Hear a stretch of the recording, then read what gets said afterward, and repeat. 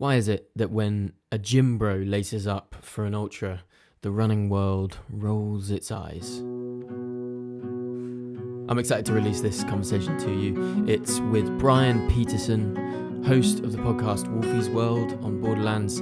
We are going to be having more guests on the episodes every so often, and when I was thinking about who I actually want to talk to, Brian came to mind. Brian is someone in the sport of running who is fearlessly outspoken. He is passionate about the sport of ultra trail running and wants to see it grow in the right way, welcome everyone in and anyone in, and he's not afraid to stand against what he doesn't believe in and thinks is no good for the sport. He is someone who is willing to be wrong, but you better be fully loaded if you're going to disagree with his takes. He's so often on the money. I think he's a voice of reason, a good guy, and now a friend of mine. I reached out to Brian and we decided to take on the topic of why much of the running and ultra running community tends to give gym bros, or at least those who they would consider to be gym bros, a bad reception when they enter the space. So in this episode we discuss the ultra running personality and what that is, and what it is that made us fall in love with the sport, how it's unique, our associations with the term gym bro, what we think it means, why we think many of the running space, much of the running space, don't like jacked dudes, jacked jocks signing up for ultras, personalities in the space such as Nick Bear in the US and William Goodge here in the UK. We discuss Goodge's FKT attempt across Australia and why he upsets so many, causing online detective behaviour and a whole lot of haters. We also discuss the benefits of strength training, what my advice to you would be if you were completely green in the gym, and so much more. I really hope you like this episode. It was so much fun to record. There may be takes in this that you feel strongly about and disagree with. That's always fine, and actually we hope it gets you thinking. And always remember, it's not that deep. So, without further ado, here is my conversation with Brian Wolfie Peterson.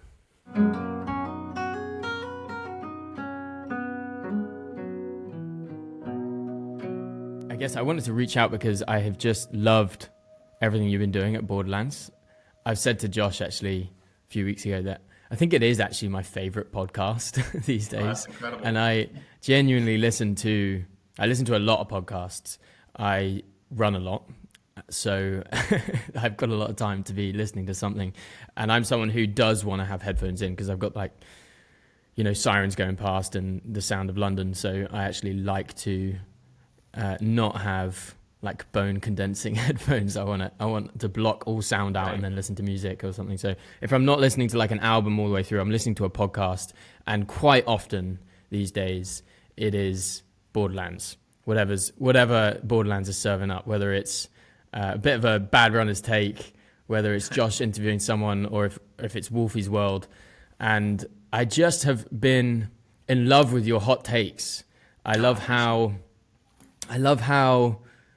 forthcoming you are with what you actually believe, what you have to say. You are happy to be scrutinized.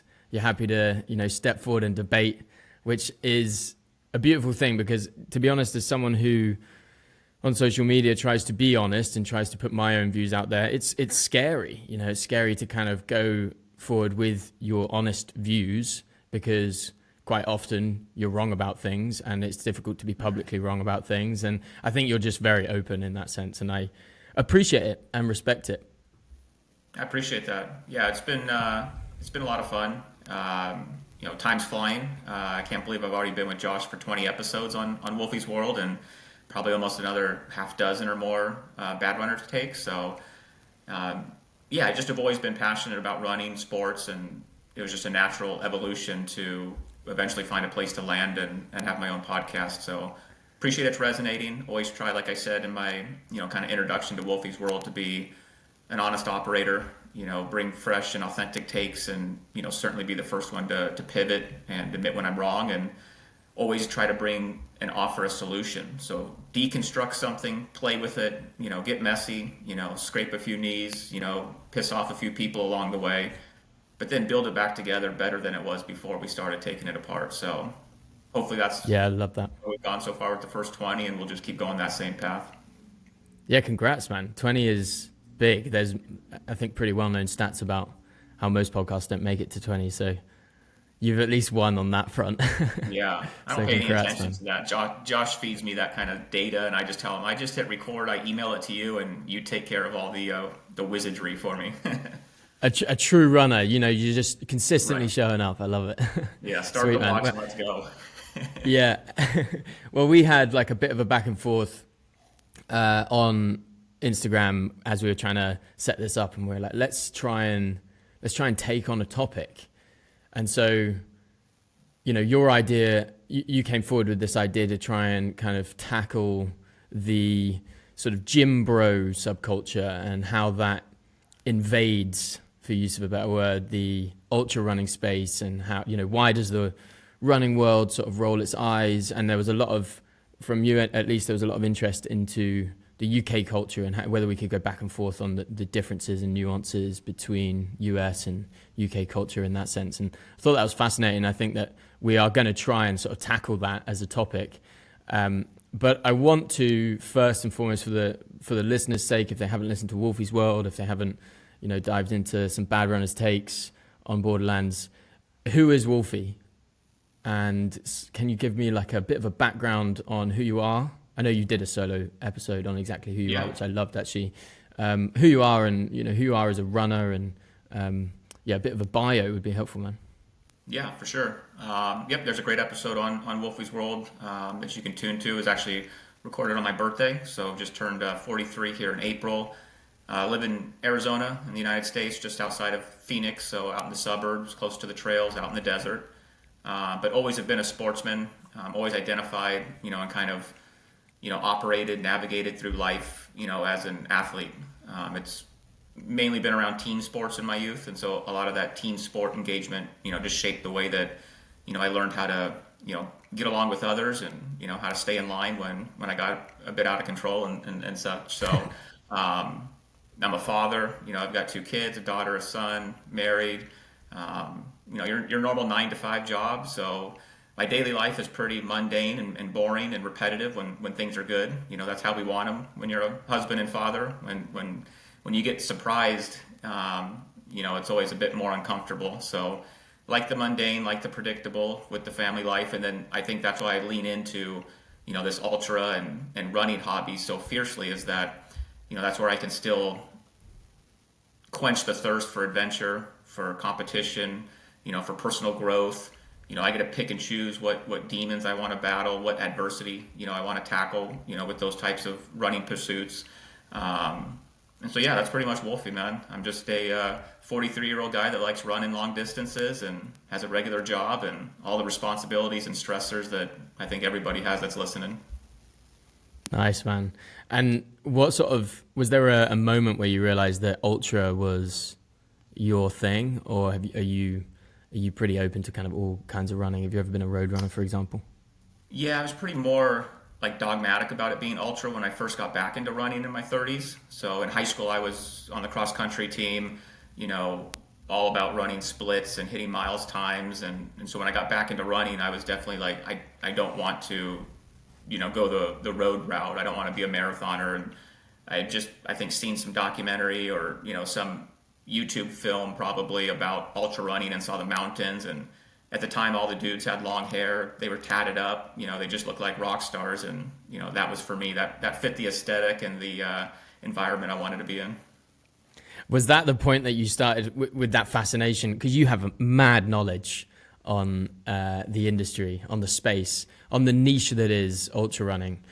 Was it at that point when you sort of saw yourself in others that you were like, this is my game, this is where I feel like I belong? Was that the point where you started just being naturally engaged? Yeah, absolutely. Yeah, when I saw that there were others, I saw, there were people at the top of the sport, at the time, like Timothy Olson, Rob Carr. I always shot them out because they were transparent, and they were coming into the sport from brokenness, and the sport was kind of, rehabilitating their mental health, their physical health, and they just happened to be incredible athletes, while they were doing it. So yeah, that really resonated. When I got into the sport, I was just getting out of like unhealthy lifestyle, drinking and doing, stuff that's not productive to your 30s and process of maturing. And so, yeah, it just resonated both, spiritually and, aesthetically, seeing these guys out there. Yeah, for me, man, I always remember just actually weeping at these YouTube documentaries. Like I'd be watching in my bed, I'd be watching some YouTube documentary, maybe from like Billy Yang, or to be honest, like all of them out there. I would actually go on Amazon Prime and see if there were any ultra documentaries I hadn't watched yet, because they just like pulled at my heartstrings. And there was something about watching someone who was no one go through this torment and this kind of voluntary suffering for nothing other than proving something to themselves. Like it was that kind of resilience and mental fortitude and passion that just brought me into it. I was like, this is something else, man. Yeah, totally. That Billy Yang Western Time video, which followed Sally McRae at Western States, was definitely one of those films for me. Yeah, I did get teary-eyed. I mean, the way that Billy filmed that, the transparency of Sally and her story, the familial like crew, the guys that she built around her for that Western States run, like seeing them get emotional, seeing her have a successful day, like, yeah, I mean, that's what makes the sport beautiful. And that's why I think sometimes, when I come across maybe harsh against the sport, it's because I want to retain it, you know what I mean? And I want to maybe, protect it and, call it out when I think it's maybe, stepping outside of, its natural personality. So this is an interesting place to be then. So we have this idea in our heads right now of this natural personality, as you put it. And maybe a lot of people have this idea of what it used to be like, the glory days, or there's something pure about ultra running, and there's questions of, are we losing that? I've even put videos out where they've sometimes been, one video in particular got a bit misconstrued, and I was trying to say, I love that sort of dirtbag mentality, the idea of just going out there and giving it a good shot. And, people say, oh, that still exists. And some people said, you need to, be focused on data. And I was like, I'm not saying don't focus on data. There's loads of nuance to whatever we're talking about right now. But clearly between us, we know what we're talking about. What is it? Like, how can you describe that personality that ultra running has? I think it's different for each runner, and I think it's different for each race that you tackle. And I think that's what I've grown myself. Like my opinions on it have changed. I've been, kind of proven wrong in the sense that like it's not about just performance all the time, and you can have a different goal. But I think you have to be very deliberate about what your goal is as you're tackling an ultra. I think sometimes because of how accessible the content is, the podcast, and how easy the elites make it, us in the 95, which is a moniker I use for like just us regular dudes and women out there that are participating, right? Like it kind of puts us in a position where we're set up to fail because we don't take it seriously or deliberately enough to know what our goal is going into the race, and then just building out a dedicated plan around it so it's successful. Like it's not that you have to physically just be prepared, but you mentally have to be prepared, and at the end of the day, like whether you finish or don't finish, if you have the wrong mental outlook or perspective towards it, you're going to probably feel unsatisfied. And I think everybody wants to come out the other end of an ultra, whether it's 50K or 100 miler, and feeling like they are satisfied with the effort and, the experience and the memories. Yeah.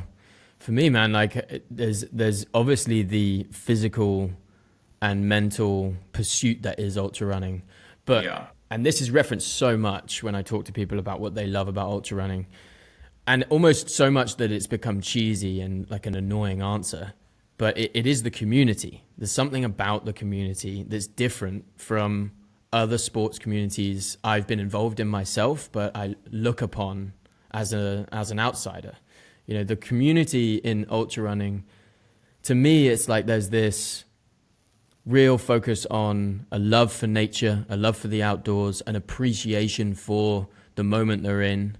This idea, because suffering is so part of what ultra running is, and I'm not saying that suffering is not involved in, bodybuilding, it's not involved in even shorter distance running by any means, but there's something about this long distance endurance by foot over the mountains that creates this culture.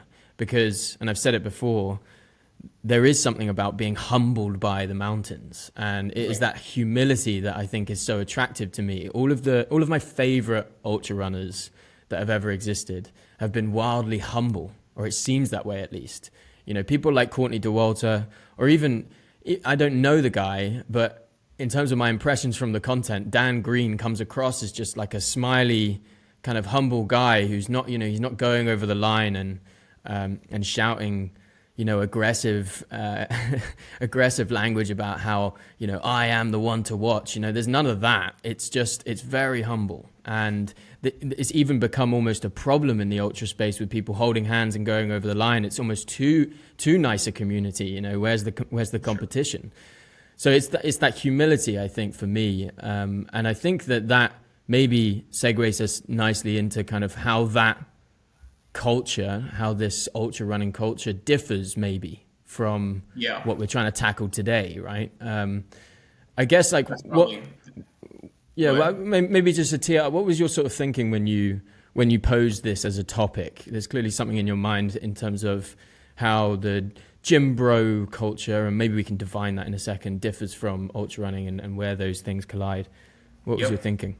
Yeah, well, what you just said, I think, hit at the context. That's the perfect juxtaposition, is that when you get into ultra running, you get into it because you want to be humbled, right? Or you want to be exposed to, difficult adversity that you're going to inevitably face. And, I don't think in the gym life that's the same, principles or goals, that you're venturing into the gym in that morning, right? And I think with the gym life, like, you can get the smelling salts and you can do these things that are going to like put you in this very like high adrenaline state of mind to execute what you're doing, right? Like there's, all of the physiological, changes going on with your body when you're going into the gym, right? And it's completely polar opposite. Like you can't get high on adrenaline and be successful in 100 miles. You're trying to control yourself, right? And so there's just such a wild difference already in just how you are successful in both of those arenas. And I think that's where sometimes, we miss each other, right? Like we talk over each other with terminology that like the gym culture understands, but the runner doesn't.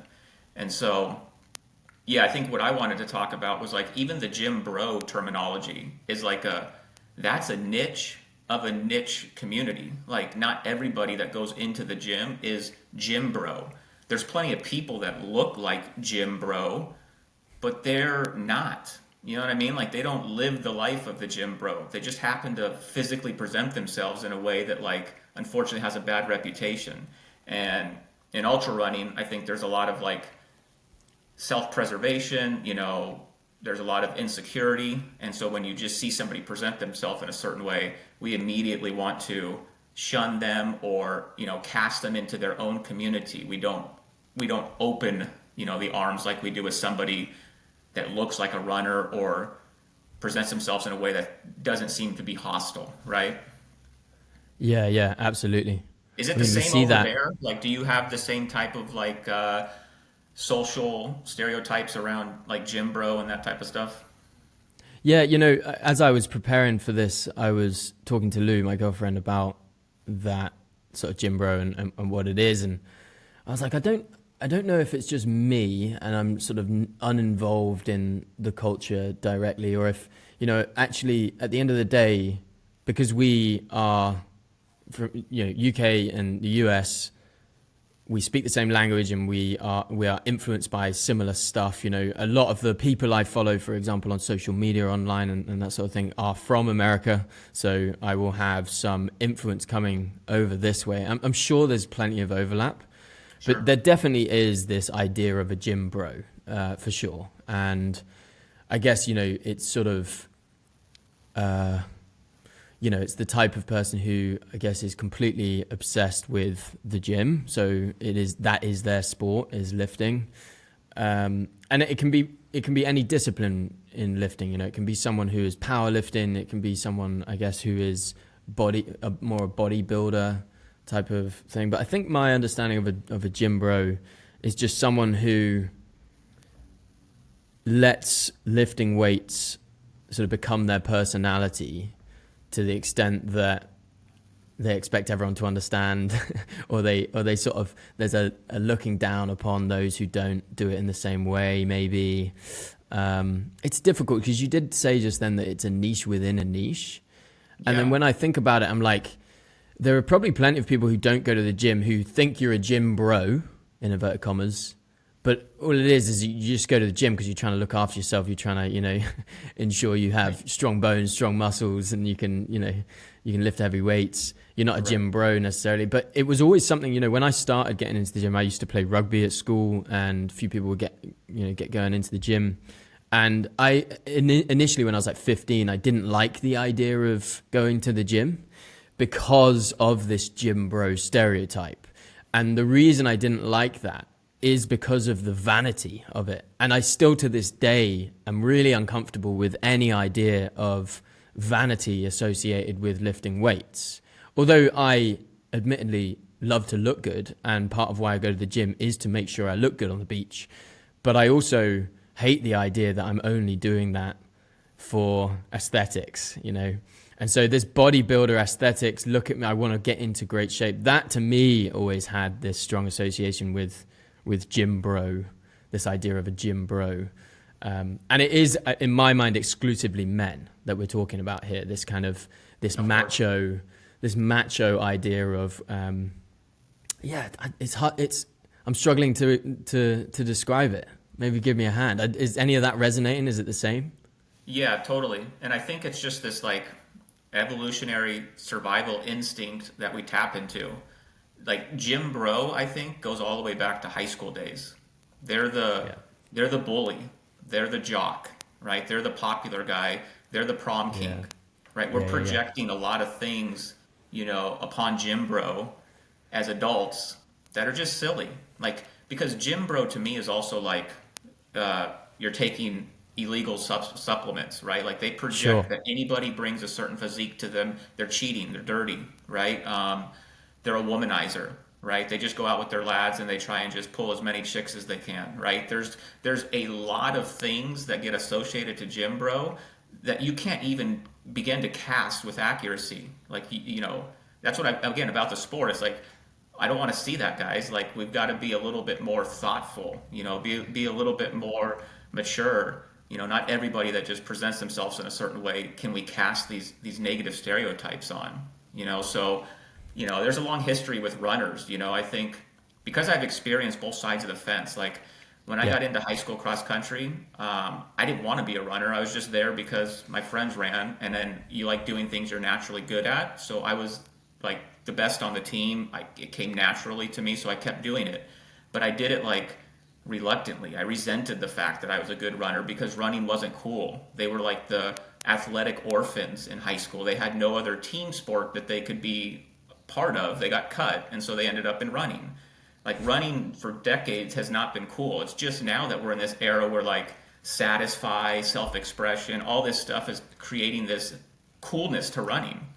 And that's why you're seeing like Jim Bro and all these other different, personality types come into running. And I think runners are still thinking old school of like, no, I got to protect this. Like these are the guys that bullied me. These guys are threats, right? It's just this like survival instinct, I think, that we're tapping into in a negative way. Does that land anywhere with you? Absolutely. One thing that's actually coming to mind is my relationship with strength. I'm just going to call it strength and going to the gym, and my relationship with running both took a similar story. So my strength training, at first I hated going to the gym, or the idea of going to the gym, before I tried it, because I had this idea of what someone who goes to the gym is like. Most of the time it was this gym bro idea, whatever that means truly. And then and then I got into it, and then I actually really enjoyed lifting weights. I like the feeling of, a pump, the feeling of actually changing my body, understanding my body, all of the various things that I would, be a strong proponent of. And so I really got into the gym, and I was definitely a weightlifter. But as I was a weightlifter, I also wanted to ensure that no one associated me with those guys, with the gym bro. Right. So I don't know how I would do that, but I would intentionally not wear the typical gym bro outfit, Still to this day, I don't like Gymshark because, Gymshark to me is exactly that. It's all about looks. I think they, and I don't want to talk down on a brand that's done incredibly well. I have no real strong opinions about the brand itself and the quality of the product, but I know that their first product was this like really thin sleeveless top for men. The whole purpose of that product and why it did well was because gym bros, those who were in it just to look good, they would buy that product because it was the most minimal piece of clothing they could buy and wear in the gym without breaking the rules, because they just wanted to be topless. The idea that is like the birth story of Gymshark, I hate that. And also all of the kind of influencer types, the fitness influencer types that are very much like this gym bro kind of idea that we have. Those who are like that are usually sponsored by Gymshark in some way or whatever. So I even still have that, I have this need or like desire to disassociate myself from them. And those that I look up to within the kind of weightlifting space or the gym space, they seem a bit different in my eyes. I don't know what it is. Maybe they're lifting in jeans, or they're just doing stuff outside. They're lifting heavy things outside, or it's, a little bit more old school in their way of doing things. They're not sort of all clean cut, and I don't know what it is. But very similarly, my approach to running has been the same.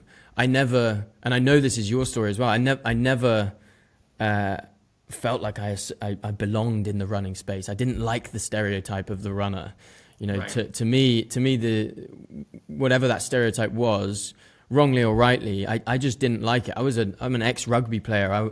I didn't want to be seen as this, skinny runner who was only focused on like running fast, and I just didn't like that. It was only until I found this niche within a niche, until I found ultra running and everything that we've described in ultra running, that I felt like, okay, that's where I belong. It's a love for the outdoors. It's moving over the mountains. It's about endurance. It's about suffering. It's about humility and purity and just all those things that speak so well to me as a character. And so in both realms that I love going to the gym, and I clearly love running. In both of those, I just wanted to be different. I just didn't want to be the stereotype. Is there something about maybe this, because I'm with you. I think that, we think back to gym bro and what that means in, high school days, or, as we call it, secondary school days, where the jock, the bully usually turns into the gym bro. We don't want them here. This is a welcoming space. Is there also something in those within ultra running who they just always wanted to be different, and actually it's the kind of more popular kid kind of thing, or it's the stereotype fulfilled coming into this anti-stereotype space or something like that? Yeah, totally. The community's filled with a bunch of, that's what I also had to kind of humble myself and learn about the community of ultra, is that people have come into ultra from so many different backgrounds. It's not just your typical athletic background that you played rugby, I played baseball, and then you became, a runner at some point later in your life. It's not like golf, where guys have come in because of their professional career or, whatever the case is. Like in ultra running, you have people who are on, recovery from addiction. You have people that are coming in from, weight loss goals to better their life and be healthy. You have people that are coming in from being a thru hiker, mountaineering, right? Like there's just a convergence of so many personality types and different skill sets that they bring to the table. And so I think it's funny because all of these are welcomed. None of them are passed judgment on. But the minute you bring somebody to, the table, or you spark a name that's associated with, the hybrid athlete, High Rocks we've talked about, CrossFit, right? Or, they do enjoy a good workout, that's the one. So it just, again, it's just, if we were consistent, like if the sport was saying, certain things of critique about others who enter the sport from non-traditional backgrounds, I can maybe understand a little bit better. But it's really telling on them that it's a diverse group of people with different backgrounds, and the only one that's not really welcomed, or has to really overcome a lot of, they have to prove themselves, is this one. And it's all contextualized, because size for a runner, like, you look like you're a jack dude, right? Like, but if you go to the gym, you probably look around and you're just like an average built guy. So it's our running complex, our eyes telling us a lie that says you're this jack dude, when anywhere outside of running, you're just a average healthy male who goes to the gym and takes care of himself. So, like, that's the other issue we have, is that we're projecting these, false narratives, right? And, you're not some crazy bodybuilder who's going to win Mr. Olympia, or, have the physique of the world. So, yeah, it all doesn't make sense. But the more we talk about it, I think the more we can flesh it out, better identify, and then, move forward in the space, better. For sure. And the thing that comes to mind is that actually the things in reality, when we take the stereotypes away, when we take away what we think of that type of person, or the judgment we have of gym bro, actually the values associated with that persona aren't all negative. Strength is a positive value. Performance, it's this idea of digging deep, of showing up, of being consistent, of working on yourself. All of these positive things are surely something we want to welcome, right? Always. I have some pretty serious goals in the gym at the moment. I don't feel all that strong, and I've been stronger before, and I want to get stronger. And so that's my plan. I'm going to be lifting heavy things in the gym. And when I'm lifting those heavy things, I like to wear barefoot shoes, minimal shoes. They give me the best stability in the gym. If I'm doing these bigger lifts, if I'm doing a squat, if I'm doing single leg stuff, I want to have a barefoot shoe. And the most comfortable, and I've used another brand, a very well-known brand, and didn't get on very well with them, but the most comfortable barefoot shoe I have ever owned and am wearing right now is Innovate's Bare XF. And you can get it at Innovate, INOV8.com, and use the code RUNNABLE for 15% off. Who wants uncomfortable shoes in the gym, eh? Not me. And so I guess, like you say, it is something that we just need to talk about more. There are examples of this that I've seen. And to me, I think that one of the reasons why those examples have caused so much kind of stress amongst people in the ultra running space, people like Nick Bare, for example, jacked guy, can run a 2:40 marathon or something ridiculous, and is coming in, doing races like Leadville and that sort of stuff. People don't like his presence in the space. A part of me wonders, though, whether it's, rather than it being because he's from the gym culture, a part of me thinks that it might be because of the sort of fanfare around it and the, I guess, I don't want to say lack of humility, because I don't believe that's the case, but that might be the way it seems. Do you think there's something bigger about actually the sort of more showy side of it, and you're actually only doing this because you wouldn't do this if you weren't documenting it, that sort of thing?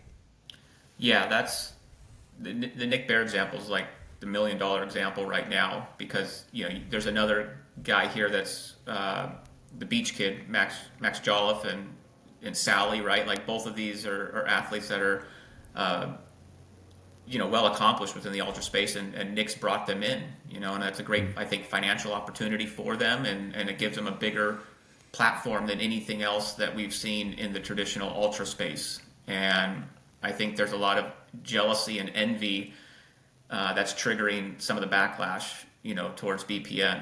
Again, I think there's no way you can know somebody's intentions on it, and you can't fake 100 miles. This isn't like smoke and mirrors. This isn't David Copperfield, an illusion. Like, he's not paying extra money to get a golf cart to get him up and over the hill.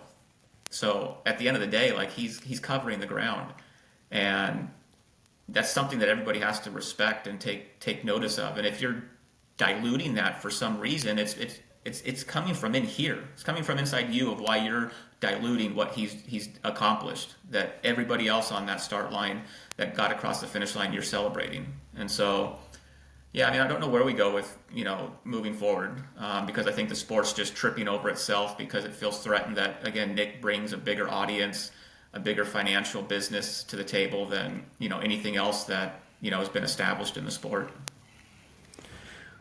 Do you think that maybe we have these two kind of characteristics that we're maybe fleshing out of ultra running? We've got this characteristic that we're saying is like humility, and then we've got a characteristic associated with the gym bro or whatever that is maybe ego that ultra runners don't like. Is it just two sides of the same coin? Do we have, I tend to think that extremism, any view can become extreme, even if it seems at first to be a good view. Once you take it to its extremes, it's usually pretty damaging. Do we just have like extremism on both sides? Is it toxic ego versus toxic humility? Both sides of the, two sides of the same coin? Yeah, it's exactly the same thing. So, toxic positivity, I like to call it, is just as dangerous, as the toxic, masculinity. But again, like, getting back to these documentaries, like we said, we started off about how Billy Yang put together some of the most beautiful documentaries, that we celebrated, the ones that we've already mentioned. You can go back. Well, Nick's not doing anything different.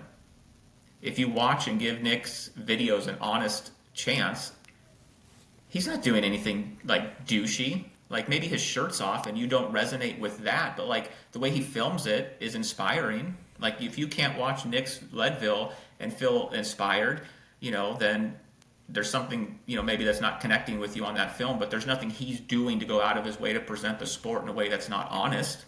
Like, the Leadville film is an honest depiction of the day that he had, the suffering, the darkness. Like, we do the same things, we're accepting and tolerant of, somebody having Instagram, profiles filled with thumbnails of running shirtless. You know what I mean? Like, as long as the physique looks like something we tolerate, we're okay with it. But if you're running shirtless in the mountains and you look too strong, all of a sudden now here comes the whole entire, community to, put you back on your island. So again, I think there's positive things that we can pull from, having a more balanced and healthy, experience with running in the gym. That's what I always have to challenge myself with, is that I love running so much that I don't want to sacrifice an hour of running to go spend an hour in the gym. Like, I'd rather go run another 8 miles than, do a workout. And it's intimidating too, because in the gym, I'm completely green. I'm a noob and I'm not efficient. And so it's a much harder thing for me to do. And I know I suffer for it, but again, I got to get better at that. Well, that's an interesting point, because I think how would you help somebody? Let me see, because I need to get some free lessons here. How would you help somebody kind of in my situation where, like, you feel like you're kind of, you know your body as when it's engaging in running, but you're completely unfamiliar with it when it's doing anything else, whether it's a home workout or actually in a physical gym location. How do you bridge that barrier? Well, I was going to say it's really interesting, because you're coming from an angle which I think is really important for the sport, and that is, let's welcome everyone in. Why do we have such an issue with these characters coming in? Why do we have such an issue with these stereotypes or whatever, these personas coming into the sport? Why don't we welcome everyone in and grow the sport? If we think it's so great, then everyone should be doing it, as I think Josh said at one point. And my angle is in agreement with that, but also I so fundamentally believe that strength training is super important for not only runners, but just people in general. You know, if you actually look into the studies that have been done on strength training, there's a huge number of studies done on longevity benefits. So, you know, how it can help elderly people or people, you know, as you age, how it can help with aging and all that sort of stuff. And of course it helps with performance in your given sport. We know that, you know, we've known that for many years now. And running's no different. So I think like running in a very unique way has, you know, so many individuals who tend to do really well or can do really well without doing any strength training. You know, you're an example of that, someone who has avoided strength training but has done quite well. But there are plenty of examples of people who are not so lucky, who are sort of maybe more injury prone, and they don't strength train and they sort of start running and they realize that it's actually a pretty high impact sport on the body. And, you know, they run into all sorts of issues because their body is weak. To bridge the gap, like, I guess that from a cultural perspective, I would try and break down all of the stereotypes and try and stop people from believing in this gym bro idea, to bring it back to that. So the first thing is to kind of break down that barrier and to stop people thinking that they need to have any capability in the gym to go in and do anything. And then the second thing is just giving very practical advice, I guess. Like I try and tell people to squat, lunge, and hinge.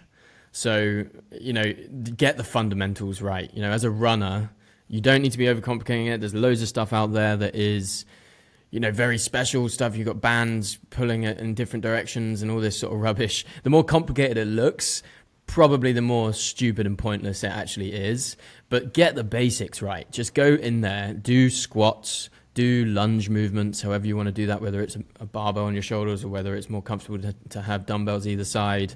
You know, do hinge movements. Obviously, the deadlift's so good for the whole posterior chain, all the way down your back, right down to your heels.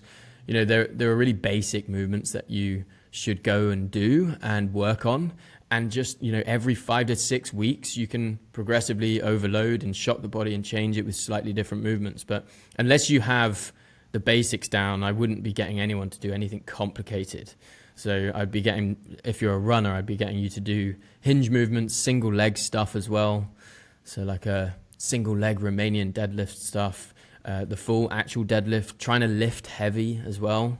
And then, you know, I think that as much as it might not be as beneficial specifically for your running, I actually think that upper body training has been, you know, a huge part of, it's always been a huge part of my training.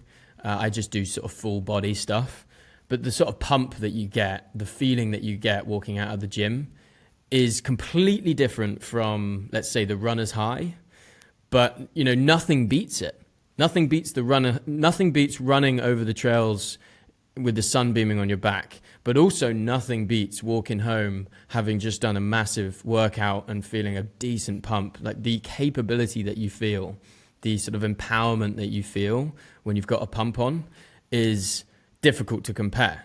And so I would just encourage people to go to the gym, you know, and also studies show that you only really need to do like 90 minutes to 2 hours a week to see massive differences. So if you can commit like 1 or 2 hours a week to some strength training in the gym, you will see huge differences in how you feel, but also how you function in your running and that sort of thing. So like for me, this breakdown of this idea of the gym bro and this breakdown that I want to encourage people to break down that idea of, you know, you're not suited to the gym, because I think it's so necessary for so many.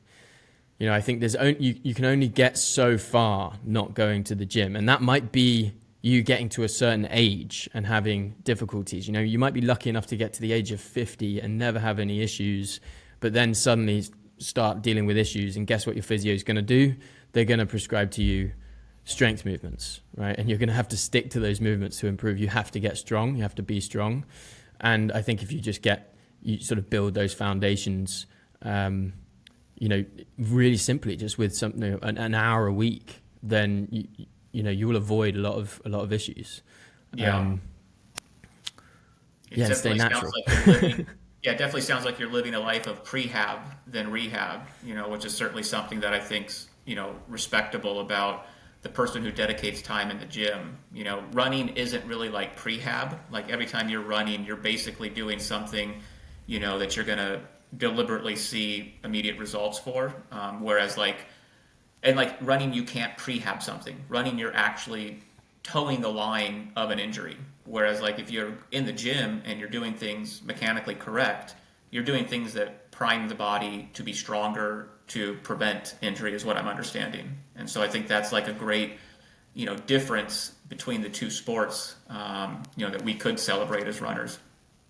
Yeah, and you know, I think that I don't want to be someone who tries to make up some facts about strength training being the sort of leading thing to avoid injury. And that's not the case. You know, you still can absolutely get injured if you're strength training. You know, it might be that you're not strengthening certain areas of your body. You might have something unique about you that actually needs more attention. I only found out by ultra running that I'm partially flat-footed. That means that I have more stress on my tibialis posterior, and so if I'm running stupid distances, it might be, you know, one ultra will be the straw that broke the camel's back, and you know, I have an issue. I never would have discovered that just by running normal distances and strength training. But you know, just strength training is not going to stop you from getting injured. But what it is doing is so much more for you in terms of improving bone density. You know, also your whole central nervous system is going to be activated when you're doing these movements, especially if you're getting into like a squat. You're doing like a heavy squat. That's huge, you know, and you do lose the ability to activate these muscles as you age, you know. And as you know, running down trails, it's really important to have good proprioception, to know where your body's landing, to know how things are feeling. And it's been proven that if you strength train, you can improve your proprioception. You know, I know so many people who really struggle over the trails because they just have really poor body awareness, and that can be improved if you strength train, if you mindfully strength train, if you actually sort of really think about the movement as you're doing it. You're not just trying to get through the movement, slow it down. So I think if I were to add one, you know, additional tip, if to someone like yourself who's like green in the gym, it would be to just lower the weights, you know, really go low on the weights and slow down the reps. I see every single day that I'm in the gym, I watch people lift weights that are too heavy for them. And that's not because they're like exceptionally heavy and they're going to break their body doing it. It's just that I can see their form break down, and you know, it's unnecessary. You get so much more by dropping the weights and slowing down the reps and getting the form right. And also, you know, it's actually more difficult than you think to get the form wrong. Like, it's not that dangerous a place to be, the gym, you know, especially right. if you've got the weights at a level that you can lift. It's pretty unlikely that you're going to get it so wrong that you're really going to hurt yourself. The things you can get wrong are strange movements that you've seen on social media. You know, these things that are being invented that look cool for social media. You can get that wrong. But anything that's just, you know, demanding of the body, natural movement, you can't really get it too wrong as long as you're sort of gentle with it. So I think people do get scared of the gym because they're told that they need perfect form in every movement, and that's not actually true. I think speak to really top physios and they'll tell you that's not true. You can go in there and have suboptimal or imperfect form and get really far. Right. Yeah. I think those are all great tips, and yep, I gotta hold myself better accountable to explore the unknown and the weaknesses, because as runners we hit plateaus because we don't spend time on the areas of weakness, and that's where most growth opportunity and potential is at for us. So we talked a little bit about like Nick Bear and some of the influencer inroads into ultra. So you guys have that William Goodge, or how do you say his last name? Huh? Goodge, I think. Yeah, Goodge. Yeah. So he's over running across Australia right now? Yeah. Okay. And I just saw through Instagram that Eliud Kipchoge recorded an inspirational message to him. That, you know, so Eliud Kipchoge recorded a message to William and encouraged him and said that it was incredible what he was doing. Again, it embodies that no human is limited, right? Mm. But I don't get the sense that like the ultra community or the basic runners community embraces him with the same positivity that Eliud did. What is his Yeah. kind of social identity over there? Like, how do you guys resonate with him? Yeah, it's super interesting. I actually have received a few questions on my DMs about Will Goodge because I think there's a lot of doubt about his data. I think that's ultimately it. I Okay. don't know whether that's my presumption, to be honest. And I don't follow many of these kind of I'd call them PR runs. I mean, Transcon, right? They're right traversing yeah, some sort of country, right? yeah. So someone taking on a country and running across it. I don't tend to follow them all that much, but I think they're wildly impressive and cool. I think they're very cool.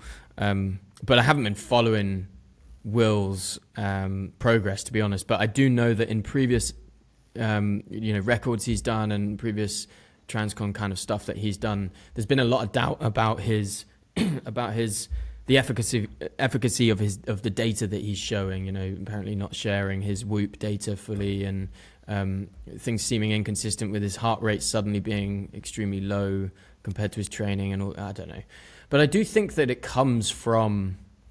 I think it comes from a dislike of this, documentation of these runs. I think someone who is got a huge following doing a massive thing like running across essentially a continent that is Australia, something like that, and outwardly saying I'm going to get the world record for this. I think people don't like what seems like ego. They don't like what seems like it's all being done for show. And I'm not saying that that's what Will Goodge is doing, because I don't hold any opinions on what he's doing, but I do understand. I think I can see where it's coming from, basically. And then what comes from that is just a lot of scrutiny and people getting into the details of his data. So he does definitely split. He does definitely split the niche, you could say. Don't you think Yeah. though that we need to allow space for ego in a sense that like I want a sport to exist where we do have characters that are bold enough to declare that they're going to go traverse across a country in the fastest known time. Like that's our ancestors. Like that's our pioneer spirit, like they're going to, sail the sea before we have maps. They're going to go to the moon, right? Like the fact that we're trying to at all discourage that, like there's plenty of space again within the sport for everything. We started off with Jim Bro, but now I'm saying there's plenty of space for the guy who's got the what we define as ego because he's declaring his intention to do something in a record-breaking pace across a country, right? Like nobody had problems when Eliud Kipchoge was coming out saying he was going to break 2 because he was doing it as no human is limited, or because he has a demeanor that's soft-spoken and he's East African, and so culturally, like he comes from a place where like we don't look at it as ego, but he's saying the exact same thing, that somebody's saying who wants to run across the country in the fastest known time, right? Like, do you get what I'm saying? I do get what you're saying. I think this is a really interesting thing. I mean, I personally could discuss this very topic for ages, because You'll have to have me back on. one of the big challenges with online presence is how you come across, and you can very easily come across the completely wrong way. Very easily. You can say something with a certain inflection. You can say something with a bit of a tone that seems arrogant to some, and you can just put people off straight away. So I think that, to be honest with you, the challenge is that a lot of these things are online, and a lot of these people who are doing these things, they're not world-class athletes in the sense that, I think it's definitely an interesting comparison. But when you take Eliud Kipchoge, for example, he is someone who has just been at the top of the game, best marathoner of all time, and he's someone who he wasn't requesting that people film him. I think that what's happening is you have people like Nick Bear or like William Goodge or whatever else, and to make these things possible, it is required that they get brands involved, that they get, it becomes a that's why I call it a PR run, because although it's an amazing thing, in order to do it, you have to get all of this attention. That's how the world works now. It's how social media works. William Goodge could not fund this himself. I don't know. He might be loaded, but he couldn't fund it himself unless he made an amazing amount of social media content, of anticipation for it, and all of this stuff is required so that he can do it. And so I think for a lot of people that just, it comes across the wrong way. And that is the challenge that people like William Goodge face, is that, in order to gain attention, you have to kind of speak in a certain way, but you will also put people off. But I think this actually makes me think, I thought about this earlier as you were chatting. When I think about different sports, I can see this a lot. I think of rugby, for example. There's a lot of rugby. There's a certain culture that I personally love, and that is, if you watch a post-match interview, for example, with a rugby player, the interviewer will be, maybe it's man of the match, the interviewer will be congratulating them on all of their efforts and the fact that they scored 3 tries and that they are man of the match and they're amazing and stuff. And they'll always just hand it off to the team. They'll always say, yeah, it's not me, we did a great job and the team played really well, the forwards were doing this, blah, blah, blah. Or for example, and this isn't always the case, but there's a certain type of celebration that just is, we screw our noses up at certain types of celebration. If someone goes over and scores a try and they're celebrating and it's, I don't know, showboating, we don't like that in the sport. Rugby doesn't like showboating. It goes against our culture for whatever reason. And I used to think that, man, I don't like that sort of style of celebrating. And to be completely honest, if you watch, sometimes I would watch like the US rugby team and they would celebrate as if it's the NFL. And I'm like, that's not how we do things here, and it goes against my thing. But the more I reflect on it, the more I realize that, and rugby has this problem. Rugby has had this problem for many years. There is a real limitation in the growth of the sport because they don't have the characters. They don't have the interesting people. They don't have the ones that we're following, the ones with big social media profiles. They don't have the ones who are showboating over the line, who are causing a split in the fan in the fanship. You want these characters. You want these people who are dividing, because as an outsider, I look at, for example, Djokovic, for example. Like, everyone hates Djokovic within tennis. He's an arsehole for this and that reason. But does he not bring a lot of attention? Like he did. For me, I'm like, I love that kind of character. That's fun to me, And I think you hit the nail on the head. You need that in sport sometimes. You need a bit of, if we want ultra running to grow, and I personally do, I think that it's cool that it's growing. I think that the more people who get involved in it, the more likelihood that they will benefit from it in the same way that I maybe have. So I'm like, get involved. This is cool. When you see UTMB, is such a big event. More and more people know about that event now. I think that's sick. I think it's like one of the coolest things. I want people to get involved.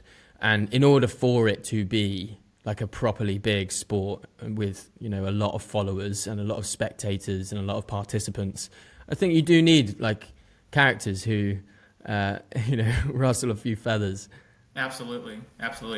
Yeah, just to put a bow on that William Goodge thing, I think what we're seeing across all of these influencers, is that when they are these PR, I get what you're saying. I thought you were thinking, when you said PR, I thought you meant personal record. And so sorry, yeah. So now that lands really well. So that's an excellent point, is that nobody likes the suffering king. And he's curated a lifestyle, an image of himself online as a king, in a sense, like socially, like he's incredibly good looking. He's a handsome dude. He lives a life of fine dining and, high fashion and, among beautiful people, his friends, like his life is very well established. And it's the sense of like, now it's harder for me probably or others to then witness you endure suffering for the pursuit of more press. But Mm. somewhere inside of this guy is somebody who's like us, and we can connect on that route to where I don't have to tear him apart. Is that he is running across the country, like he's doing something. He's choosing his demons wisely, rather than being a reckless, alcoholic or druggie or whatever the case is. He's going to choose suffering and battling demons, doing this run. And so, again, I think this suffering king thing is something that a lot of people stumble and stub their toe on, because Elliot, like you mentioned, is the perfect opposite. He lives a humble life. You hear stories about him, still sweeping out the athlete hut that he lives in. He eats a very modest diet, right? Like, he couldn't live a more polar opposite life. And so we can bring him into our bring him into our world of running and celebrate him and lift him up, right? We celebrate him as the king. He's not self-anointed. So, those are just two great differences there that I think just speak to the larger trend that we're pulling apart here. Yeah, I think with anything, as long as the people getting involved show traits that are positive, that we want to lift up, as long as they're showing those things, then, I'm a fan of them. I think that it's fair if people don't like a certain sports person because they, let's take Djokovic. There are a lot of pretty horrible stories about how Djokovic has behaved, and he arguably is not a good role model for many reasons. So I completely understand why you would hate him, why you would be like, we don't actually want that in this sport, because especially when it's like unsportsmanlike, some of his behaviors are unsportsmanlike, and you want to have idols in the sport so that your kids are looking up to these people. Of course, I understand why people would dislike, certain characters.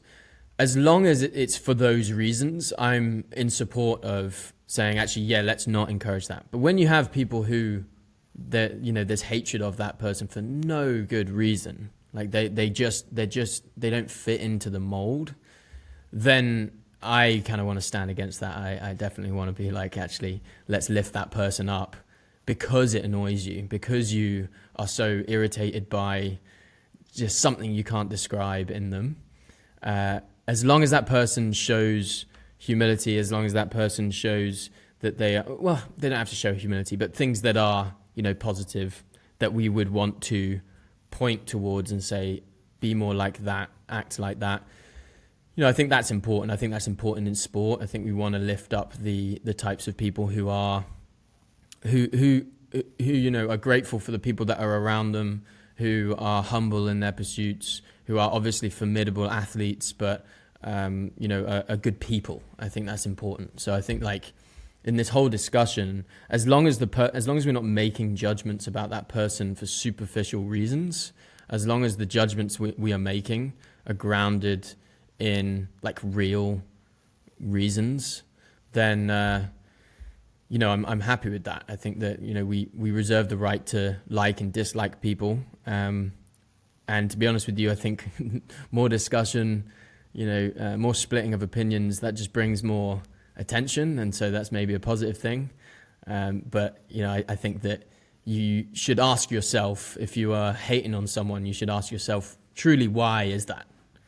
Right. Because if the reasons are superficial, then they're not the problem. Absolutely. And I think one of the things I wanted to bring up, and I'm sure we're coming to the end of this podcast, which has been incredibly beneficial for me. I've absolutely loved it. But yeah, if you're still listening here, you're about an hour in, so that we're doing our best both to be honest operators. So I'm going to go ahead and say it. I think a lot of this stuff is just at the surface of what we see happening socially, with things that are political, with things that are, religious and faith-based, and just a lot of things that are going on, culturally right now that are so divisive.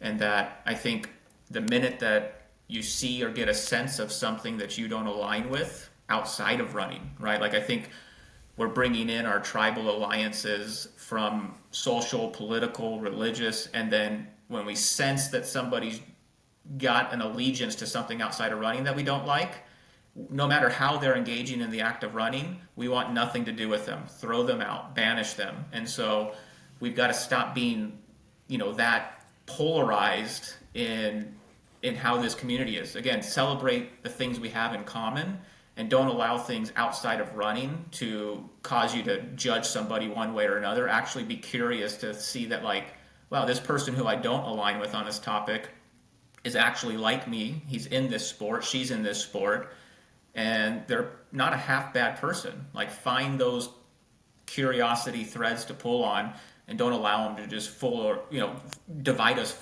further, right? It's a scary proposition, because if we keep going this route, like, the sport's not going to grow. It's actually going to regress. We're going to lose, and alienate individuals, and they're going to go off and create their own thing, and that's never a good thing. So just wanted to make sure we get that out there, because I just want to get off this path that we're on, where we're just excluding people for reasons that I don't think have value behind them. I couldn't agree more, man. And as you speak there, I dealt with a comment earlier on a certain topic that is very dividing. I won't bring it up because we might divide more, but it's just it's one of those things where it's tribalism again. And it reminded me of a conversation on the same topic I was having with a good friend of mine in Madeira, and I said to him, this topic, both sides of the discussion can be extremely wrong and they can be extremely right, but the only thing that ever gets in the way of these discussions, the only thing that causes real conflict, always and forever, is closed-mindedness. Right. It's the only thing. If you can stay open-minded, if you can stay curious, if you can stay willing to be wrong, publicly even, then that's a space that we can all operate in. If we're all able to admit that we're wrong often, and I'm reminded how wrong I am so often in real life, if we can all just admit that we can be wrong often and open our minds to other people's views, and that's the way that we want to operate. And to be honest, man, that's one of the reasons why I respect so much what you do and how you're so forthcoming, as I said at the start, with your opinions, with your takes. You're even willing to, like a true debater, stand up on the podium and fight for something you didn't necessarily believe in before, but you wanted to kind of give the balanced view. I think it's important, and there should be more of that. There should be less closed-mindedness, more open-mindedness. So thanks for everything you do, man, and I really appreciate you coming on and having a chat. Yeah, absolutely, man. It's been wonderful. I appreciate it. We got to get you over on Wolfie's World, and just keep talking. I hope you enjoyed my conversation with Brian. I hope it got you thinking. I hope it potentially challenged some of your opinions. If you do have opinions and you want to chime in, you can always comment on Spotify or YouTube, or engage in whatever way, depending on the platform that you're listening to this on. If you want to listen to Wolfie's World, you can go to Borderlands. That's Borderlands Trail and Ultra. If you search that in, you'll find the podcast. And every Tuesday, Brian releases a solo episode called Wolfie's World, and it's one of my favorites. If you've come this far and you're really enjoying the podcast, I really would appreciate any sort of support you can provide. If you want to check out Innovate at innovate.com, you can get a 15% discount with Runnable at checkout. If you want to just share the podcast, if you want to listen to another episode, then please do. And if you want to rate the podcast, leave it a review.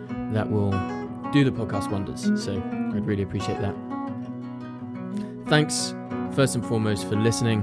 Thanks for supporting. Run the runnable. Keep showing up for yourself. And I'll see you next time.